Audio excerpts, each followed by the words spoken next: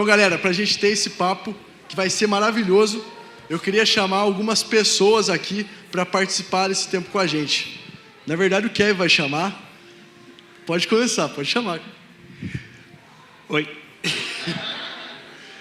Bom, o Gu já falou da parte do P e tudo mais, Cara, é uma conversa. A gente só quer conhecer mesmo a pessoa, tirar algumas dúvidas que nós mesmos temos.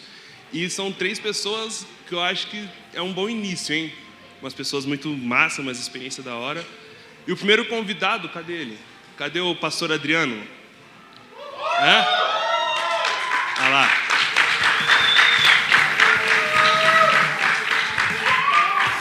Seja muito bem-vindo à nossa primeira edição.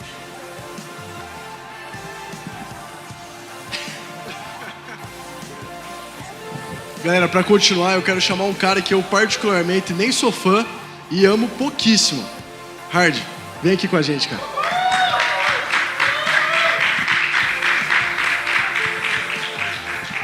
E por último, dispensa apresentações. Quem conhece, conhece. Quem não conhece, vai querer conhecer. Cadê a Adri?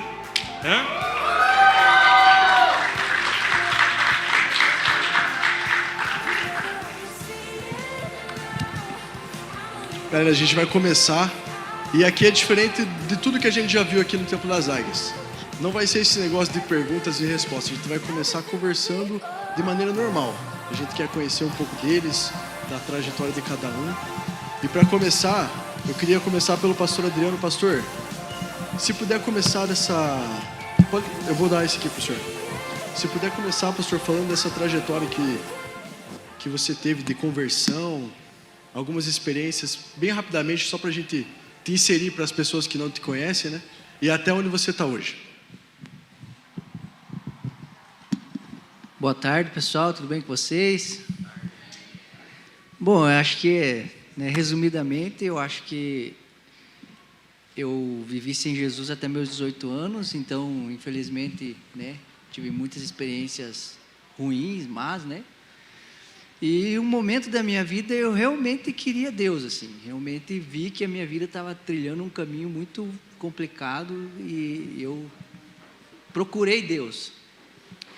E aí fui em alguns lugares, esses lugares eu não encontrei, se é que pode ser assim. E um dia eu fui numa igreja normal, até a convite de um amigo, um primo, e Deus começou a, de certa maneira, se revelar para mim, dizendo coisas que só eu sabia. E aquilo me chamou a atenção, como que ele sabe isso, E aí, em determinado momento, eu tive uma experiência assim, poderosa com Deus mesmo, assim, de sobrenatural, e isso guinou minha vida a tal ponto que agora esse Deus que eu procurava, eu encontrei e eu queria que outros encontrassem. E aí, então, comecei essa caminhada de falar de Jesus, aquilo que eu sabia dele, que era, ele tocou minha vida, ele é real, eu compartilhava com as pessoas à minha volta e dizia para elas isso. E aí acho que algumas coisas começaram a acontecer, que é um interesse por coisas espirituais, como pelas Escrituras, pela Palavra de Deus. Então, comecei a ler muito a Bíblia, ter fome por ela, orar, falar com Jesus, separar tempos específicos todos os dias com Jesus. E acho que a consequência disso, dessa vida com Deus, foi que começaram a ter convites, assim, no sentido, traz uma palavra, E eu ia lá, trazia uma palavra, daí ficava arrependido de ter dito sim, que daí ficava com vergonha. Mas foi acontecendo essas coisas, e aí, vieram acontecendo várias coisas, e hoje, sou um pastor aqui na igreja do Maracanã, e disponível para aquilo que Deus ainda vai fazer. Amém? Pode ficar com você aí, pastor. É você que vai falar agora, cara. Nesse mesmo sentido aí, Hard, se quiser falar um pouco de você, se apresentar um pouco, contar da sua início de vida, até mesmo antes com Deus, assim, tudo mais, até no nível que você está agora, até esse exato momento. Fique à vontade. Boa tarde, gente. Meu nome é Artson. A galera me conhece mais por Hard, porque meu nome é difícil de pronunciar certo. Mas eu nasci dentro da igreja, eu venho de um berço evangélico, conheci o Jesus da religião, e aí eu descobri de Jesus que é santo, E aí eu comecei a buscar Jesus de verdade. Mas antes de dar um contexto sobre o ministério, assim, eu fui jogador de futebol. Eu fui 5 anos atleta profissional, joguei no Paraná, no Curitiba. Eu era atleticano, pastor. Por favor, volta pro coxa. Eu era atleticano. Daí eu comecei a jogar da base do Paraná. Daí eu falei, cara, não dá certo isso aqui, né? Daí eu fui pra base do coxa. Ah, não. Daí eu me converti e Meu Deus. larguei o futebol. Brincadeira, gente. Não, daí eu não torço mais. Mas eu tive uma passagem pela Europa, eu fui para a Letônia, fiquei um tempo lá. E que nem eu falei para vocês, acho que para os meus 17 para 18 anos, assim, nasci em berço evangélico, mas não conheci o Jesus que é santo, que quer de mim, de você, santidade, relacionamento com Ele. E a partir desse momento eu comecei a buscar Jesus. E aí me deram uma célula, e eu assumi essa célula, e eu comecei a ajudar o pastor Dinho no Ministério Influi, que tinha na sede. E a pastora Agi ficou grávida, pediu licença, e nessa que eles pediram licença, eu e a Gabriela, na época, nós éramos noivos ainda, nem era casado. A gente assumiu por um tempo, durante 6 meses ali, praticamente, a gente assumiu. As coisas começaram a acontecer e hoje a gente está na frente do Influi fazem 3 anos. Então, acho que é isso. Mano. Top, mano, que legal. Mano. E Adri, agora por último, você, maravilhosa do jeito que é, fala um pouquinho pra gente de você. Boa tarde, gente. Quase falei boa noite. A minha conversão, na verdade, eu tinha 13 anos e o Dri tinha 18. E foi muito engraçado porque a minha mãe tentava levar a gente para a igreja católica, o Adriano não queria ir, porque tinha que não podia usar boné, gente, eu vou falar. E daí ele não queria entrar na igreja. Vai tirando o seu. Já. Eles me chamaram só por causa disso, tô brincando. E eu lembro que com 18 anos o Dri começou a ir para a igreja. E um dia ele e um amigo dele lá em casa começaram a falar sobre o arrebatamento, que eu nem sabia que era isso. E eles só falaram assim, eu sempre gostava de escutar as conversas do Adriano, antes dele se converter ou depois eu sempre estava junto dele. Mas um dia ele foi para a igreja e minha mãe estava me obrigando a fazer crisma, primeira comunhão, todas essas coisas aí. E eu não via nada diferente, ia sempre para a igreja, entrava, saía, fazia um monte de negócio lá que eu não entendia e saía. Até um dia que eu escutei a conversa deles, falou assim, imagine, era só a conversa deles, imagine, piá, nós está aqui e daí a gente pisca e a gente acorda no céu. E eu falei, meu Deus, eu nunca ouvi falar sobre o céu dessa maneira. Como assim vou piscar e vou estar no céu? E então eu falei, Dri, eu posso ir na igreja com você depois de uns dias? E minha mãe não queria deixar. E eu bati o pé, falei, mãe, deixa, e fui. E nesse dia que eu fui, eu encontrei nesse lugar não apenas uma religião, uma igreja, algo assim, mas eu senti nesse ambiente um amor que era diferente de todos os lugares que eu já tinha entrado antes, da igreja que eu já tinha entrado antes. E então eu pensei, aqui existe algo diferente. E foi quando eu comecei a ir para a igreja. E até então, muito nova, eu tinha alguns ataques, eu não sabia na época que era de sistema nervoso. Por várias coisas que aconteceram durante a infância, eu comecei tendo isso. E às vezes eu ia para a igreja e eu tinha esses ataques e me levava embora. E eu ficava morrendo de vergonha. Eu falei, todo culto que eu vou, tem que me levar embora. Até um dia que eu fui para a igreja e começou a formigar todo o meu corpo, meus dedos começaram a entortar. Eu falei, quer ver que é hoje de volta, tem que ir embora. Eu ajoelhei no meu lugar e falei, Jesus, se o Senhor existe mesmo, então que o Senhor me cure. E eu senti baixando aquele negócio assim e sumiu. E depois daquele dia eu nunca mais tive. Então foi minha primeira experiência no início da conversão. E então eu fui para um retiro de dança. Em 2007 eu me converti, em maio eu me batizei. Em setembro eu fui batizada com o Espírito Santo. E então eu conheci um Deus de poder e eu comecei a mergulhar mais nisso. E passaram os anos, eu me tornei líder de hip hop, dancei. Eu falei, vou dançar minha vida inteira, minha vida é dançar. Né? Até o dia que Deus me chamou para ser líder de jovens, para ter esse tempo em missões. Eu entendi que tudo que eu aprendi na vida foi utilizado em missões. Mas eu lembro uma vez que eu falei que eu queria dançar. Eu estou entrando nisso para depois a gente entender. Eu fui para com um líder na época e tinha uma menina que era big girl. Ela era dançarina de hip hop. Eu falei, cara, a menina é muito massa. E ela perguntou para 3 pessoas qual era o sonho. Eu não sei porque eu levantei a mão, porque eu tinha vergonha. E ela falou assim, vem aqui na frente. Eu falei, misericórdia. E eu fui, ela falou assim, qual que é o teu maior sonho? Eu falei assim, dançar hip hop. E sentei, gente, tanta vergonha que eu tinha. E ela me chamou de novo e ela falou assim, talvez você não seja reconhecido, Deus vai te levar para esses lugares, que eu falei que eu queria ir para a favela, para a beca, esses lugares assim. E talvez você não seja reconhecido pela tua dança, mas pelo teu coração humilde. Né? Então eu entendi nesse tempo que tudo que Deus queria não era apenas um talento, mas era como o William pregou hoje de manhã, um caráter diferente para que a gente seja reconhecido não por quem nós somos, mas por quem Ele é. Isso aí. A Adri falou algo interessante ali, que o pastor Adriano já contou várias vezes, que ele sempre se reunia no quarto dele, colocava o sofá na porta e ali era o momento dele com Deus. Conta um pouco, tipo, o que gerou isso, essa vontade, o que deu na tua cabeça de querer fazer algo desse tipo, não sei se sente mais à vontade, mais tranquilo. Na verdade, sim, Kevinho, eu acho que esses tempos atrás eu perguntei para minha mãe, falei, mãe, você lembra, né, que acontecia isso lá, tal. O que você via, mãe? Aí ela falou assim, olha, eu percebia que você era muito apaixonado por Jesus. E aí eu lembro que a motivação, acho que em determinado momento, para quem não sabe, né, eu demorei mais ou menos uns 8 anos para ser batizado pelo Espírito Santo. Então, eu tinha muitas vigílias com Deus, com esse propósito. Deus me batiza, Deus, eu preciso ser batizado, Deus, por que você não me batizou? Né?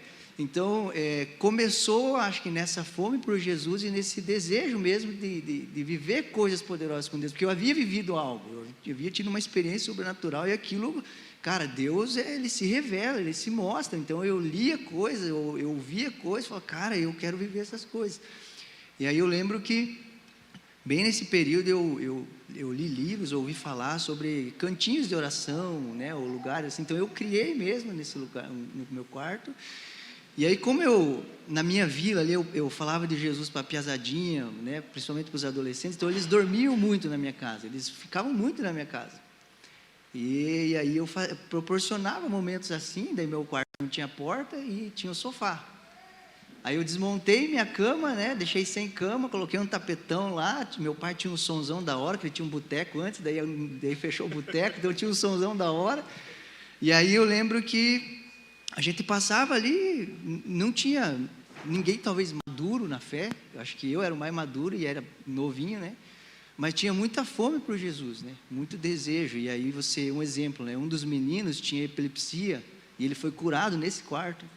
Tinha um deles que um dia eu olhei, um frio de lascar, um frio, e ele sem camiseta, assim, eu olhei, cara, por que ele está sem camiseta, cara, um frio. Aí eu cheguei perto, né, para ver, né, ele, ou o senhor me toca ou eu vou morrer de frio. Então, assim, essas coisas assim começaram a acontecer. Para você ter uma ideia, uma vez, um dos meninos foi lá em casa e ele falou assim, conversando, né, ele entregou a vida a Jesus e aí acho que ele saiu e conversou para outra piazadinha. Olha, cara, entreguei minha vida a Jesus hoje e tal, né, em momentos como esse do quarto. Tal. Aí de tarde, bateu lá em casa, lá eu saí no portão, um menino, né. Ô Adriano, tudo bem, tudo bem? Cara, o Nicanor aceitou Jesus, né? Aceitou.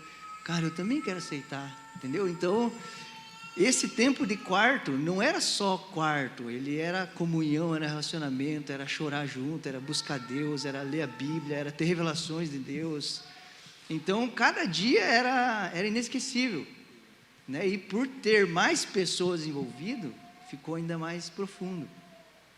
Então, fiz várias coisas nesse sentido, da minha mãe bater na porta, vai dormir, Adriano, né? A minha tia reclamava outro dia assim, o que é essa falação, né? Então, tinha muito disso, mas eu acho que a minha vida, principalmente nesse início, começou muito nisso, cara, de querer conhecer Jesus de maneira mais profunda, e para isso eu entendi que 2 coisas eram importantes, Bíblia e oração. Acho que é isso, Kevin. Aí fazia o arrastão com a galera na rua, falava que ia jogar um fute, no final terminava tudo em oração no quarto. Era Na verdade, Kevinho, a galera que ia para lá, acho que no início até ia porque alguém chamou, mas eles iam porque realmente encontravam o que estavam procurando. Não era uma desculpa, vamos lá jogar um game e depois nós vamos orar. Não era assim, a gente já ia para isso. Tanto é que no meu tempo nem tinha game direito. Eu fui ter videogame depois. Futebol do botão, né? Era mais ou menos, sei lá, era futebol, né? Se não era futebol, cara, era um filme que você tinha que pagar caro na locadora, então não era muito comum, né? Não, muito legal, pastor. E, Hard, agora eu queria entender, porque assim, você jogou fora do Brasil, né? Jogou aonde mesmo? Na Letônia. Qual time que você jogou lá? Eu joguei em 2 times lá. Eu joguei no Olaine, que era um time de 2ª divisão lá, e depois eu fui para o Jelgava, que era um time de 1ª divisão. Quanto tempo você ficou lá fora? Eu fiquei basicamente 6, 7 meses. Nossa, é tempo, hein, mano? É um tempo.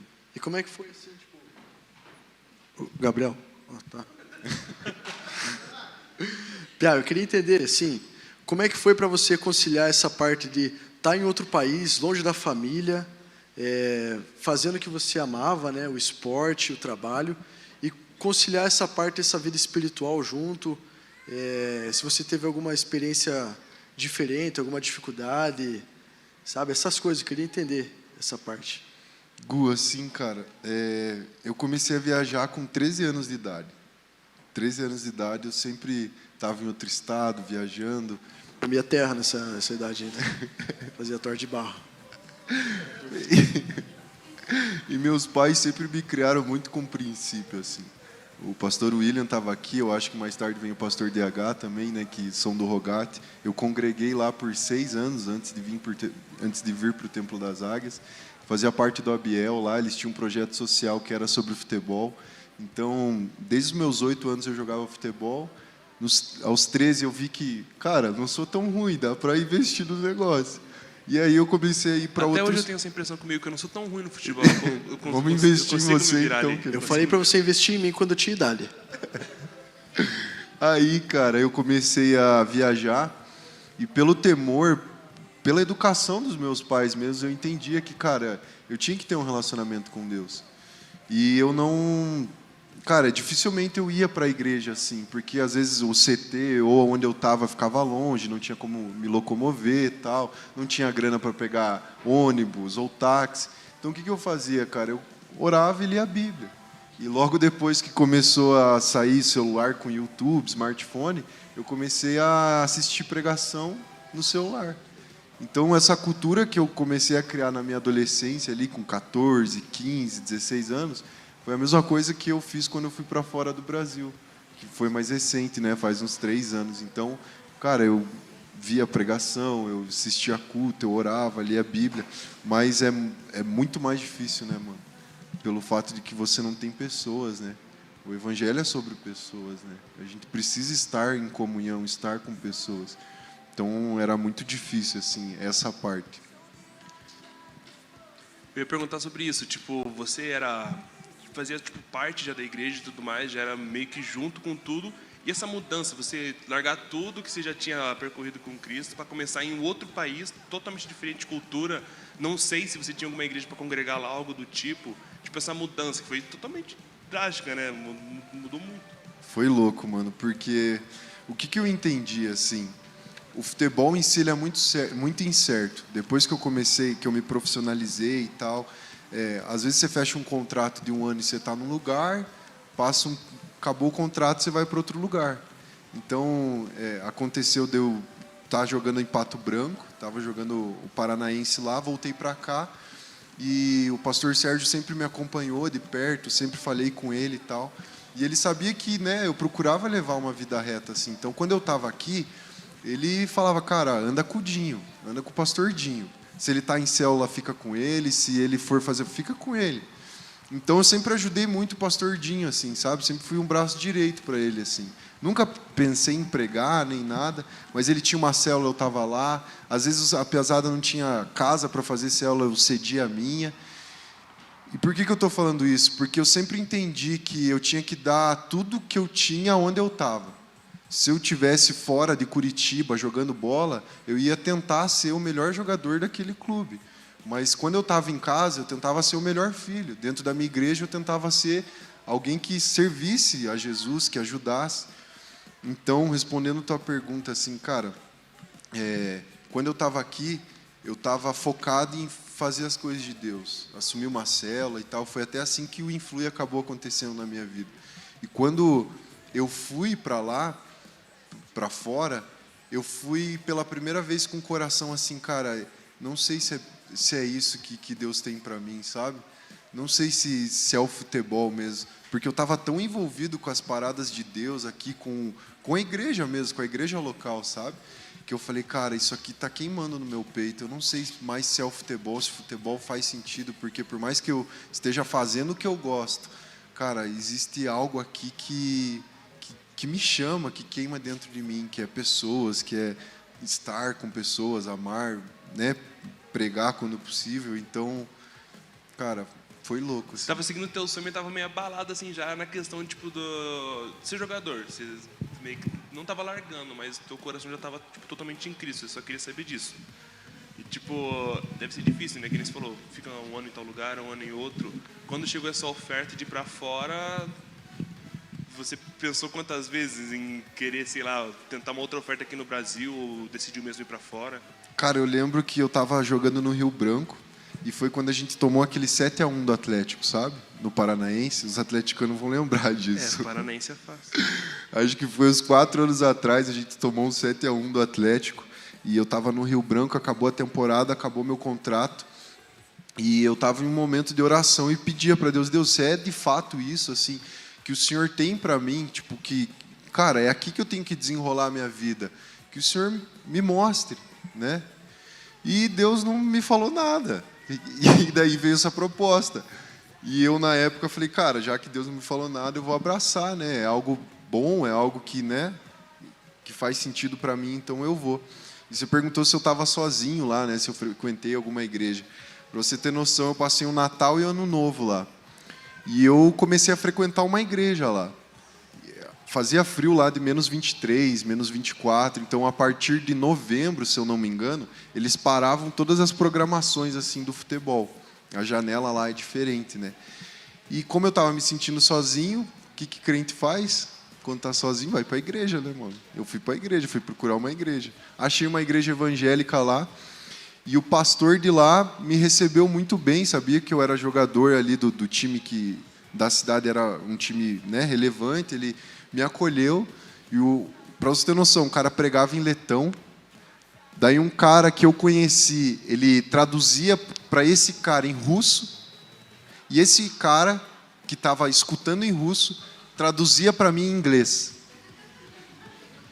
Pra você ter uma noção, mano, como é que era o caos. E o meu inglês era tipo... Gabriel do céu. Não, brincadeira, gente. É maravilhoso. A pregação acabou faz 2 horas e você estava escutando a tradução ainda. Escutando a tradução, mano. Tinha um delay de uns 40 minutos, assim. O pastor dava um aleluia aqui, eu ia dar um aleluia 2 horas depois. Não entendia nada. Não. Mas, concluindo, mano, meu inglês também, na época, não era, né, lá aquelas coisas. Então, cara, eu fui atrás, assim, de uma igreja, de estar com Deus e tal. E foi isso, mano. Eu consegui achar uma igreja lá, um cara que traduzia o culto para mim em inglês. No fim das contas, passei Natal e Ano Novo com os pastores daquela igreja, sem trocar uma palavra com eles, que eles só falavam letão. Então, tipo, eu aprendi oi, tchau, como é que você tá, mas trocar ideia eu não consegui. Caraca, deve ser uma vivência bem diferente, né?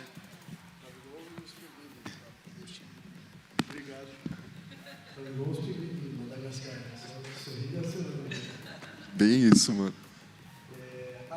Você voltou recentemente da África, né? Que país você estava lá? Eu estava em Moçambique. Moçambique. Quanto tempo você ficou? Fiquei um mês fechado, né? A gente não podia ficar mais porque a gente estava visto turista, por questão até de perseguição aos cristãos, a gente não podia entrar com visto religioso. Meu Deus do céu, não sabia que tinha. Quero que você conte pra gente um pouco dessa experiência, porque eu nunca cheguei a conversar com você sobre a missão que você fez. Mas eu tenho muita curiosidade, porque a África é uma realidade muito distante da que a gente vive.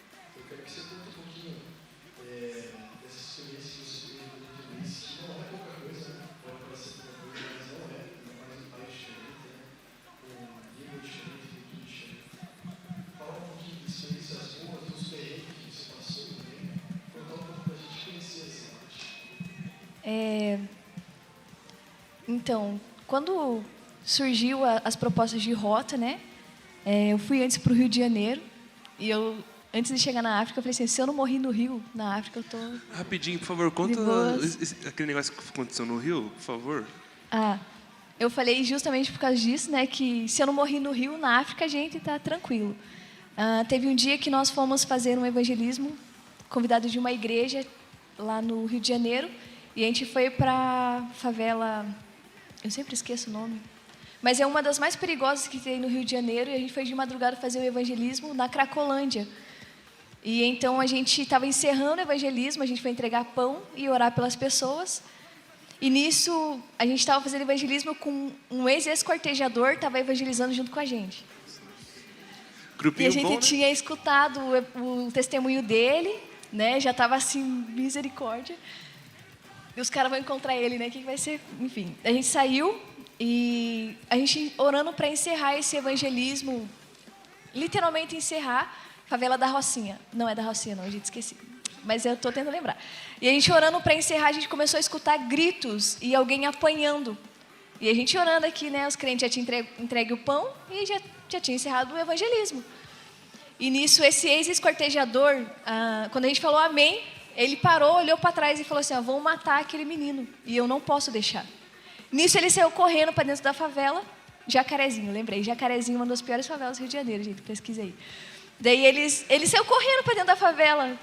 Nisso, quando a gente viu, a gente estava todo mundo correndo de madrugada na favela de Jacarezinho, atrás do menino que pegaram para matar. Foi uma galera correndo na frente, eu fiquei um pouco para trás para aliviar as outras galera, né, que você entra correndo. Não se corre numa favela, não se corre na favela que não é tua, não se corre de madrugada na favela. E tinha um menino de boné, piorou. E nisso todo mundo correndo, eu comecei a ficar para trás, porque a galera começava a falar, o que vocês estão fazendo correndo aqui? Os homens gritando, a gente entrando nos becos, se me soltasse lá eu não sabia voltar. E a gente correu durante um tempinho, gente, de verdade. A gente chegou lá, cansado assim, porque a galera da equipe correu antes. E eu chamei o meu amigo da equipe e eu falei assim, daí, mano, o que tá rolando? Ele, então, a gente foi pro desenrolo e pediu para eles soltarem o menino, porque a gente viu eles pegando para matar. Daí eu falei, sério? Daí a gente olhava para o canto, uns traficantes tudo com fuzil, umas armas gigantes, assim, nunca tinha visto na minha vida, né? E escrito assim na parede, ainda que eu ande pelo vale da sombra e da morte, um versículo na parede em cima dos traficantes. Então a gente olhava aquele versículo e falava, entendi, Deus. O Senhor está guardando, né? E a gente ficou durante um tempo lá e eles não queriam soltar esse menino. E a gente falou, então a gente vai ficar aqui até que vocês soltem. E ficamos lá. E os traficantes olhando pra gente, rindo, pensando, cara, o que esses caras têm na cabeça, né? Daí a gente estava com os irmãos da Bleia, pegamos a mão do outro, começamos a orar, eles só começaram a falar em língua todo mundo, né?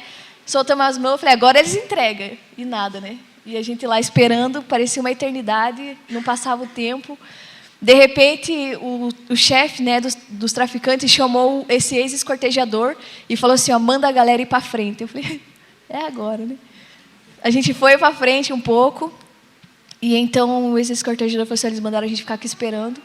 Eles vieram com um menino, segurando pelo braço dele, e aquela cena de filme que a gente vê mesmo, ele falou assim, você só está sendo solto porque eles estão aqui, e jogou o menino para a gente. Esse menino tinha 18 anos, e eu tive a oportunidade de conversar com ele, e durante esse período que ele estava dentro desse quartinho onde a gente estava esperando, ele falou assim, tia, eles me deram um cigarro.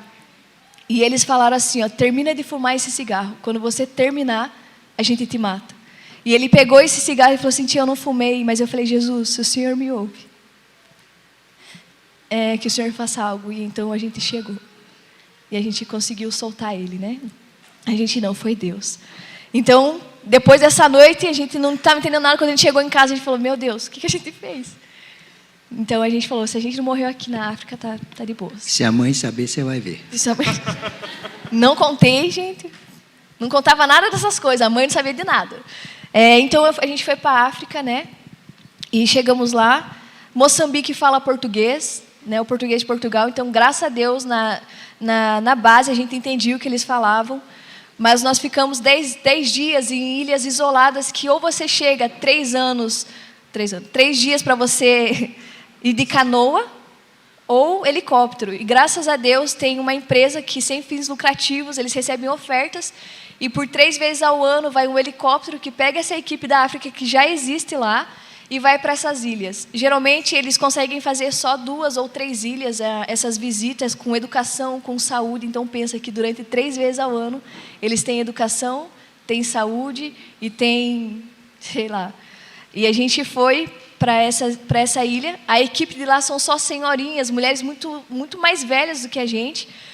E a gente conseguiu fazer 9 ilhas, porque a gente estava com uma equipe maior e tinha jovens no meio. E a gente conseguiu fazer casamento na ilha. Nunca tinha tido na história da ilha casamento. A gente conseguiu discipular durante uma semana pessoas da ilha mesmo, inclusive uma curandeira se converteu e se batizou, né, depois disso. E 17 pessoas se batizaram, e são as pessoas que hoje, quando eles fazem essa volta para a ilha, eles passaram recentemente o filme de Jesus, né, que a gente sempre assiste, e eles já entendem quem é Jesus e falam: a gente não sabe muito bem quem ele é, mas a gente sabe que ele tem feito grandes coisas em nosso meio. Tipo, era um povo totalmente perdido, não Era sabia um povo quem que era nada. distante, não chega as coisas para ele. Então, assim,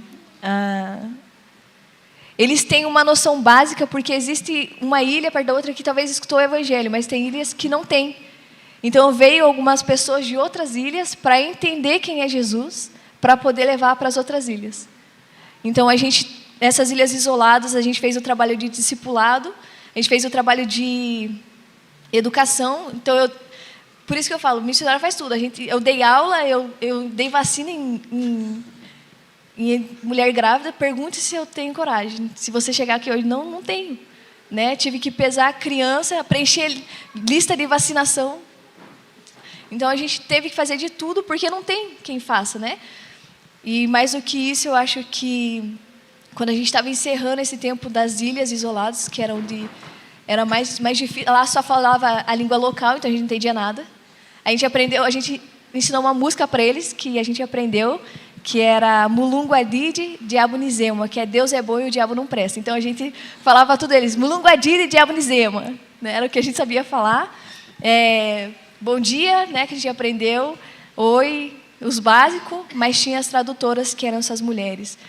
Então a gente pregou nessas ilhas, e durante esses 10 dias que nós ficamos lá, a gente terminava os cultos, o curandeiro começava com os rituais, né? Então a gente escutava rituais de mulheres gritando, crianças. Então a gente não sabe, possivelmente se matavam, porque era comum isso. Mas no outro dia eles estavam firmes lá para ouvir o evangelho. O dia que a gente pregou, eu falei sobre Jesus Cristo ser suficiente e ser o único Deus. E nesse mesmo dia a gente falou assim: se você que tem algum pacto, foi para o curandeiro, fez alguma coisa, tem alguns sonhos, que você venha conversar com a gente quer quebrar isso. No outro dia estava cheio de gente para ter atendimentos, reconhecendo que eu entendi que Jesus Cristo é o único. Então foi diferente.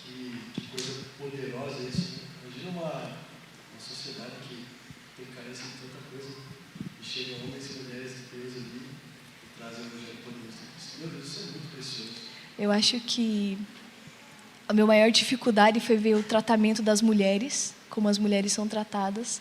Eu achava muito estranho, porque toda vez que tinha cadeiras lá da equipe, a gente sentava nas cadeiras, e as mulheres nunca sentaram nas cadeiras. A gente oferecia a cadeira, elas falavam não, e sentava no chão. E então um dia, passaram alguns dias, e a mama, que era a líder da barra, falou assim: mulher aqui não senta em cadeira, mulher é só na esteira. Eu falei: como assim? Quando eles pegavam alguns cocos das árvores, porque era a única coisa mais decente que a gente tinha para tomar, eram os cocos da árvore, né? Eles sempre entregavam para os homens. E os meninos da equipe pegavam o coco e entregavam para a gente. Eles tiravam outro coco e entregavam para os homens. E então a cultura do reino começou a entrar em coisas simples, como o reino é invertido. E a gente precisou ensinar. A gente não quis falar para eles que capulana para a mulher está errado. Não, porque é uma cultura que não fere o caráter de Deus. Mas quando algo que é feito degride aquilo que Deus é, né? Então a gente teve que mostrar simples: não, a mulher pode sentar numa cadeira. Tipo, você demonstrou várias formas de amor de Cristo em tantas coisas, às vezes Simples. mesmo sem falar do próprio Deus. Sim. Só demonstrando em ações, até mesmo ensinando as crianças, que deve ser tipo os mais tão fofinho de ver, assim, tão difícil, que deve sofrer tanto, né? Meu Deus. Passar por tantas situações, ver os pais também. E, tipo, lá, algo normal deve ser essa questão do curandeiro, né? Nossa. Deve ser, tipo, muito sofrido você ver essas pessoas passando por tantas dificuldades, situações, e se querendo ajudar, mas não sabe como fazer, como chegar lá. uma das coisas, as crianças... O primeiro dia eu fiquei responsável por cuidar das crianças. Eu falei, não sei falar a língua. O que essas crianças fazem? Canta e dança.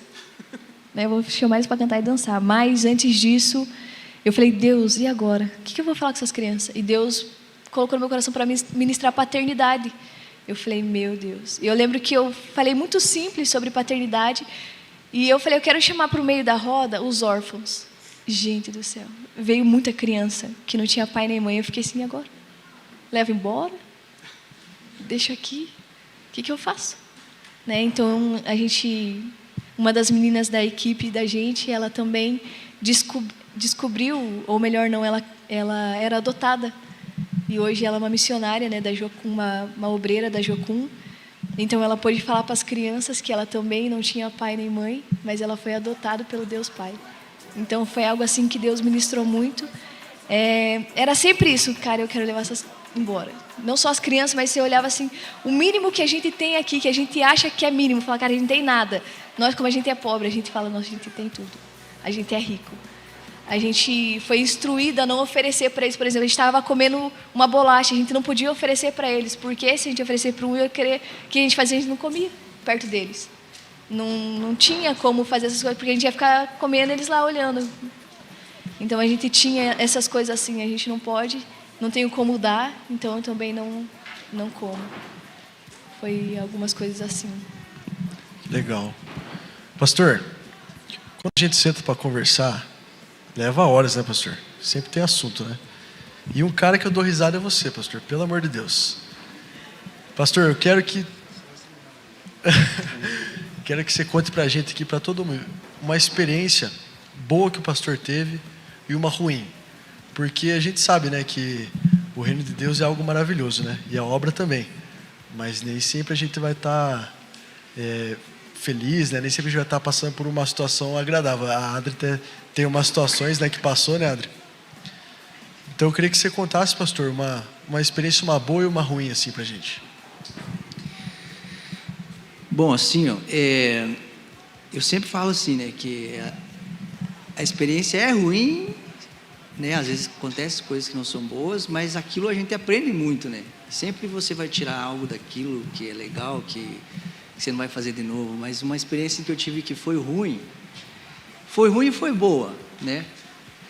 Mas eu trabalhava com joias e eu tinha me convertido em Jesus Cristo, e o meu colega de trabalho, ele sabia que eu tinha me convertido, e ele fumava maconha, usava droga, né, tal. Esse ramo da joia era um ramo que tinha muito isso, gente usando droga, tal, era muito intenso isso. E aí eu lembro que na hora de ir embora, assim, um dia com ele, né, voltando para casa, e eu sempre fazia questão, assim, de vir com ele, né, até para que ele... Isso eu estou falando de mais de 15 anos atrás. Então, hoje em dia, tem muitas coisas que são normais para nós cristãos, mas naquele tempo, um exemplo, um cara crente andar com um cara que não era crente era muito esquisito. Parece que era errado até, né? Sendo que o próprio Jesus falou que ele veio para os perdidos. Então, eu fazia muito questão de que ele percebesse que eu não era um cristão que isolava o cara porque ele não era. Então, eu tentava andar com ele, né? Aí eu lembro que a gente voltando no centrão cheio, era um sábado à tarde, assim, mas cheio mesmo, né? A gente voltando assim, e aí ele falou assim para mim, Adriano, eu vou entrar aqui no xing-ling aqui e acender um cigarro. Eu falei, não, beleza, fiquei na porta esperando. Quando ele saiu com um negocinho de maconha. E aí pensa, né, cara, eu crente e tal, esse centrão lotado, e ele com um tufão de maconha, né, e eu falei, bom, agora vamos nós, né, cara. E aí eu continuei andando com ele, andando normal, né, e de repente eu vi que chegou alguém no meu braço, pegou no meu braço, pegou no dele, eu olhei para trás, era dois caras normal, assim, não tinha farda, não tinha nada, daí o cara fez assim com um distintivo, assim, polícia. E aí, né, cara, uma das coisas que eu aprendi como cristão é que a gente não mente, né? Então o cara perguntava, cadê a droga? Eu falo, não tenho, tá na nuca. Né? E aí, cara, o piá que usava droga mesmo, quietinho, não falava nada, né, cara? E os caras fazendo pergunta pra mim, né, cara? E aí o cara, não, onde que tá? Onde se escondeu? Não sei o quê. Eu falei, cara, eu não uso. Daí ele, tá, mais um soco. Eu falei, cara. E eu olhava o cara do meu lado, o cara quietinho, não falava nada, cara. E os caras... Aí chegou uma hora, acho que eu já tava tão assim, até irritado, assim, que eu soltei, eu falei, cara, já falei que eu não uso esses negócios. E aí os caras dispensaram o cara e deixaram eu. Eu falei, não, e eu olhando o cara indo embora, né, cara? Eu falei, não acredito, cara. E os caras dele iam xingar, e o Centrão, eu trabalhei lá há muito tempo, então eu passava naquele lugar sempre, cara, todo mundo me olhando, cara, e eu lá, assim. Aí os caras liberaram eu, assim, abençoando eu bastante, né, tipo assim. E aí eu cheguei, fui andando mais rápido para alcançar o meu amigo, né.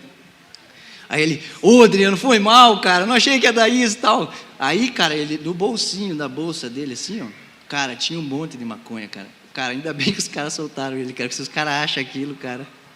Então foi uma experiência ruim, né, no sentido, cara, eu posso dizer que eu já apanhei por Jesus, tá? Fazer inveja para vocês. Então eu já apanhei por Jesus, tá, irmãos? Fiquei registrado isso. Mas assim, me fez ter uma compreensão, né, das coisas. Cara, talvez vou por outro caminho, né, sei lá, ser mais sábio ou ser mais calmo em situações como essa, né, cara. Quando eu soltei, eu falei, eu não uso, o cara me deu um soco aqui que até hoje às vezes dói, brincadeira. Então essa foi uma experiência assim, ruim, né, difícil. E assim, uma experiência para mim que foi muito boa, assim, que mexeu muito com a minha vida, me fez entender algo, assim.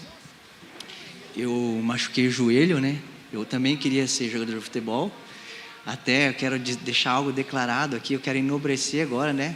Eu não sabia que o Hard tinha sido profissional, tá? Eu dei uma caneta nele esses dias, então tá, fica registrado aqui, tá? Então eu sempre gostei muito de jogar futebol, né? Eu acho que o meu pai olhou, acho que não dá, né? Mas sempre gostei muito. E daí eu lembro que estava bem na empresa, estava trabalhando, assim, bem mesmo.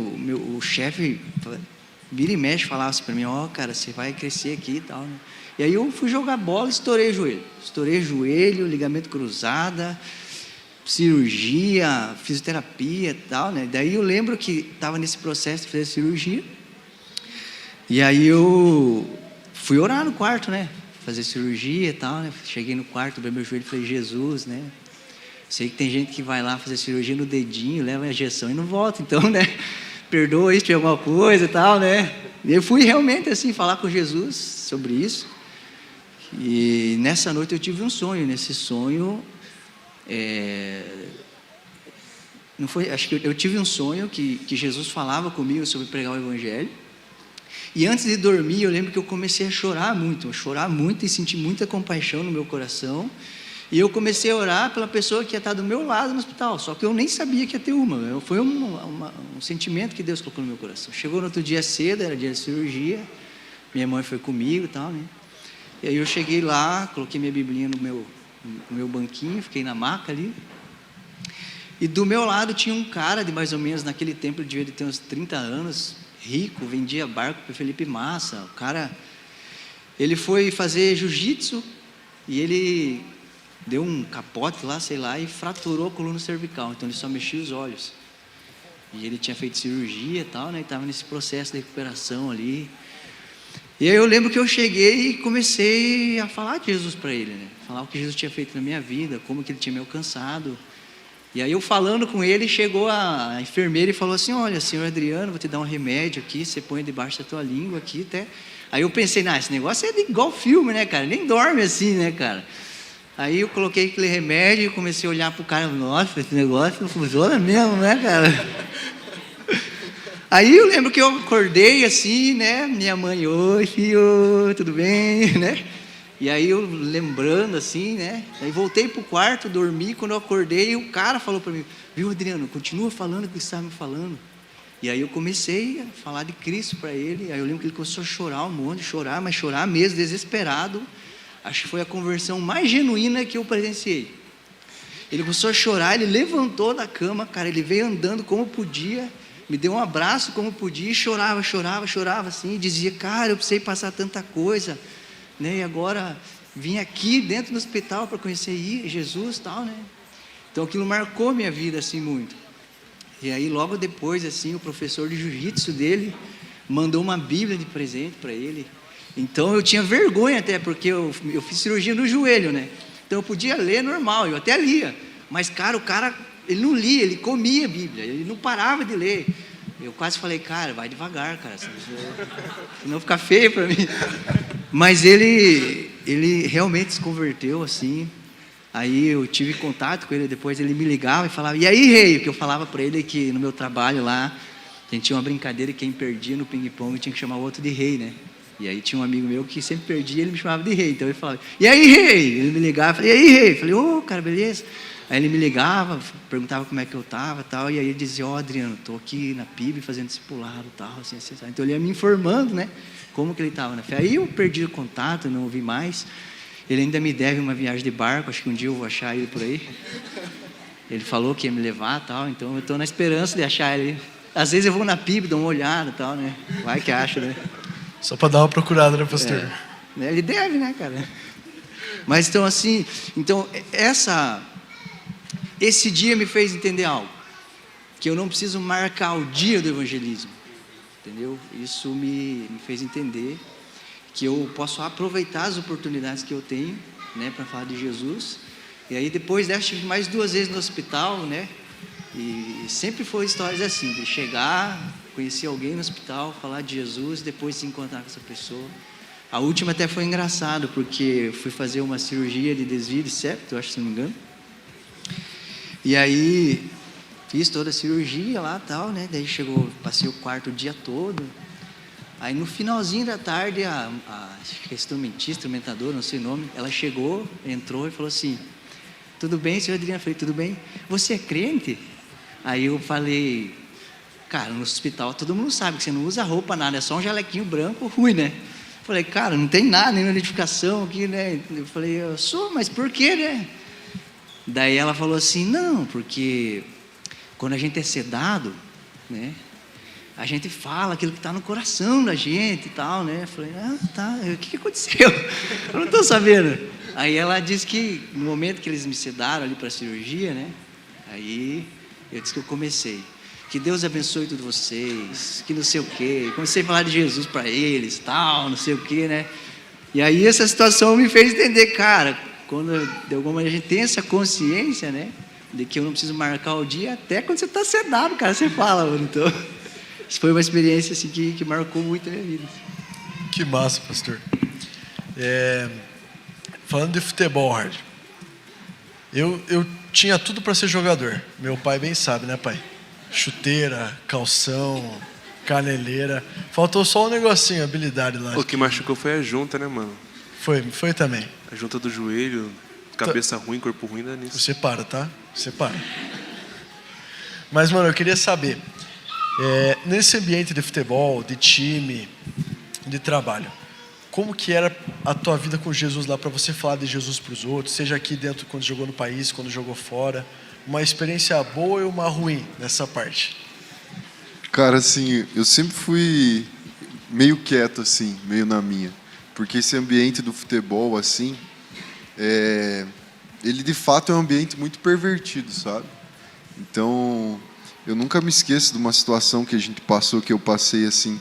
Eu estava em um determinado clube e quando você ganha um jogo, eles falam que você tem um bicho. O que é o bicho? É uma premiação que o presidente do clube ou os patrocinadores dão se você ganhar um jogo importante.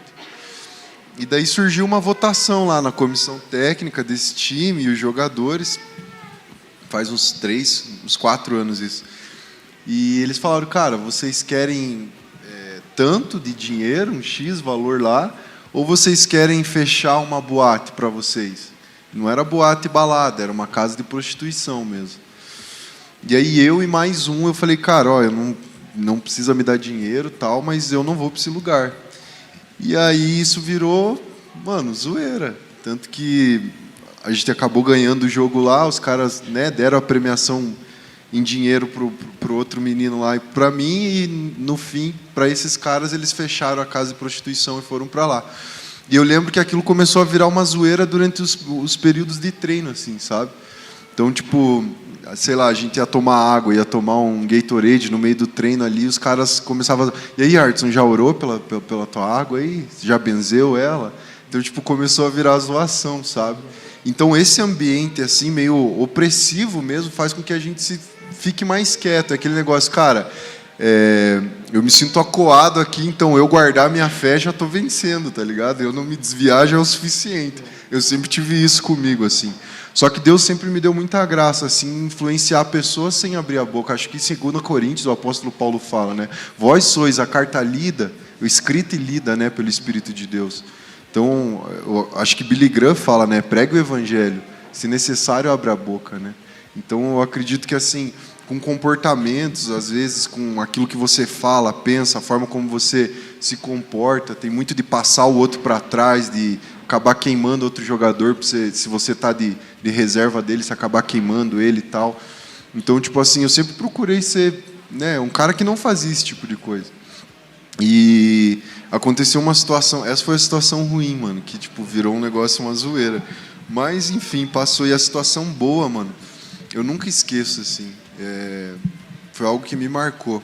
Eu fiz um amigo que eu levo ele até hoje, o nome dele é Robert Félix. Acho que ano passado ou retrasado ele estava jogando no Internacional. E era essa época do Rio Branco que a gente estava disputando o Paranaense, sabe? E a gente tinha o mesmo empresário e a gente estava num apartamento, dividindo esse apartamento em 2. E eu via que ele era um cara muito devoto. Ele era um cara religioso, assim mesmo, sabe? Então, tipo, todo dia antes de dormir, ele ajoelhava, ele fazia 600 sinais da cruz, beijava crucifixo, beijava aquele outro negócio que eu não sei o nome lá, um negócio lá de igreja católica. Terço, isso, mano. E, cara, ele era um cara muito religioso, assim, beijava a Bíblia, antes de refeição ele rezava. E eu passei uns 2 dias observando ele, assim. E eu, na minha vida normal, assim, cara, orava, lia a Bíblia e tal, e ele veio e perguntou para mim. Falou, cara, eu vejo que você vai para a igreja também, que você, né, que você é religioso, mas nós dois somos diferentes, cara, o que acontece? E aí eu comecei a explicar para ele, né, o que era o evangelho, qual que era, né, a diferença do que ele fazia para aquilo que Jesus deixou, né, para a gente. E eu lembro que ele falou que ele era muito devoto a Santo Antônio. E eu nem sei que santo que é esse, não sei o que esse santo faz, mas ele falou que era muito devoto a esse santo, que era o santo predileto dele, ele falava para mim. Ele falava, eu também tenho um predileto. E uma hora ele vai te pegar. Enfim, eu comecei a falar de Jesus para ele, sabe, mano?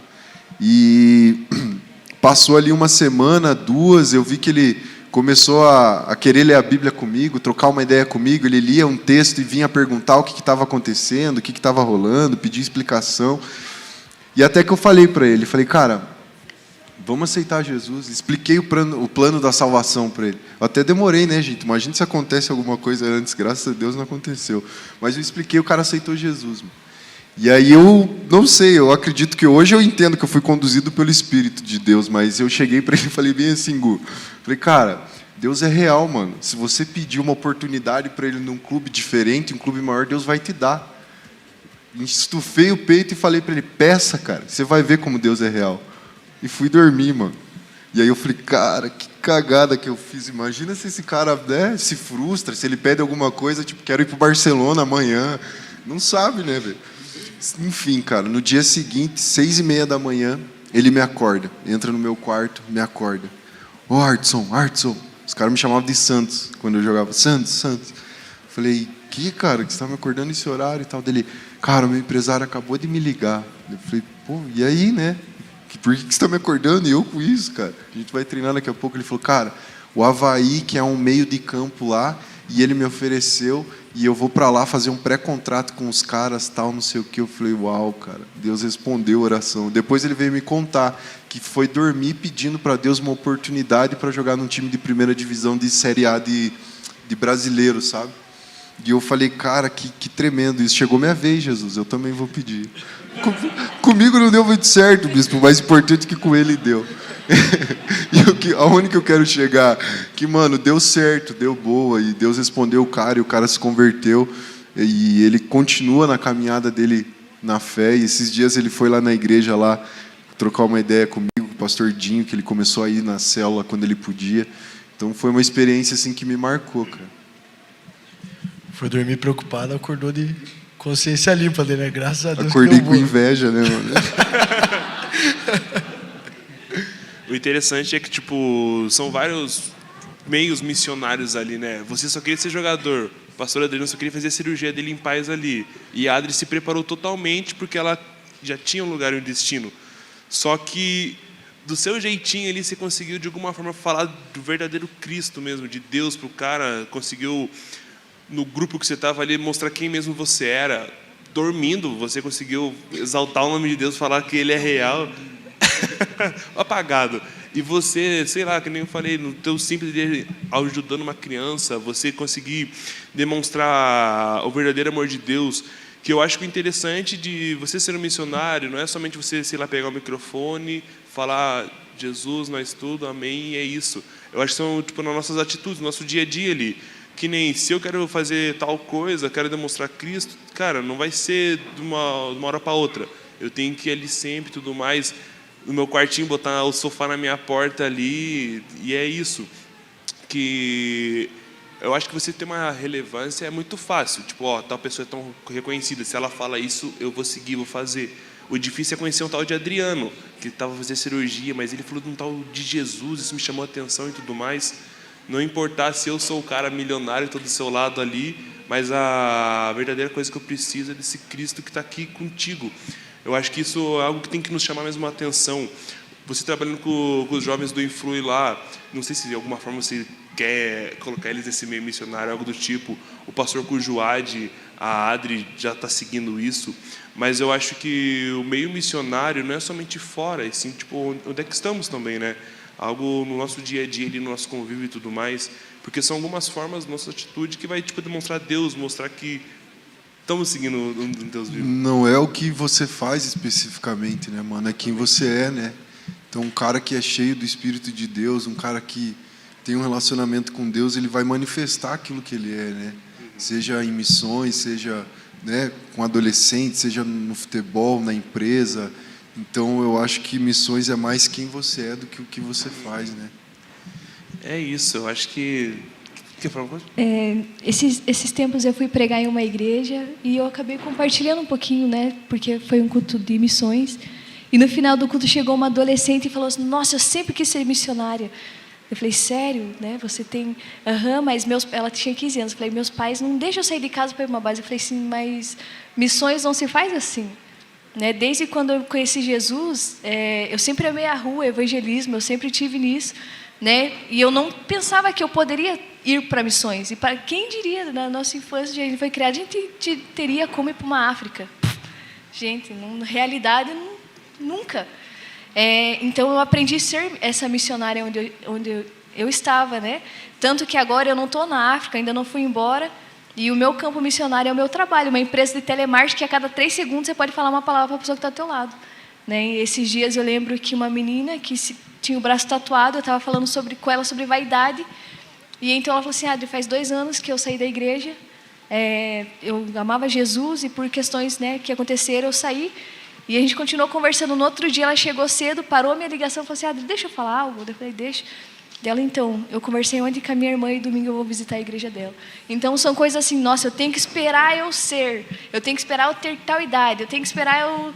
Não, a vida de relacionamento com Jesus, eu acho que você encontrou algo tão precioso, aquilo que a Bíblia diz, né? Você encontrou um tesouro que você abandonou todos os outros, você quer ter ele. Você encontrando esse tesouro, você não consegue deixar de falar. Quando você encontra um amor de verdade, você fala, cara, eu quero compartilhar isso com todo mundo. Então, acho que é o simples, viver uma vida de relacionamento, de intimidade. O quarto é algo que eu sempre falei, cara, ame o secreto.